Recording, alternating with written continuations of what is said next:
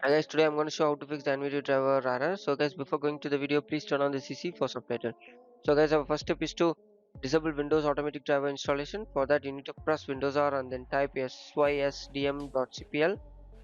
It redirects to the system properties. Over there, please click hardware and then device installation settings and make it as no and save the changes and then click OK.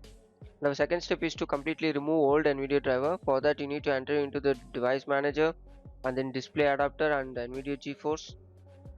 Over there uninstall the driver. Please uninstall it. So once you uninstalled the driver, please refresh it. Refresh multiple times so that it can be reinstalled. Yeah. Once it's done, please close it. And third step is to update Windows. To update Windows, you need to enter into the settings and Windows update and please check for the update. If it shows any error, please check out my other videos to troubleshoot it. The fourth step is to repair Windows system files. For that, you need to enter into the command prompt as run as administrator mode and please copy the prompt in the description and paste it over there. So it need to be load from 0 to 100, so please have some patience to wait on it. Once it loaded, please copy the second prompt in the description and paste it over the command prompt. The same you need to wait for some times because it also need from 0 to 100 to load it. So once it loaded, you can type exit to exit from command prompt, or you simply close the command prompt. Yeah. So our fifth step is to restart NVIDIA services. For that you need to enter into the services as run as administrator mode and please scroll down.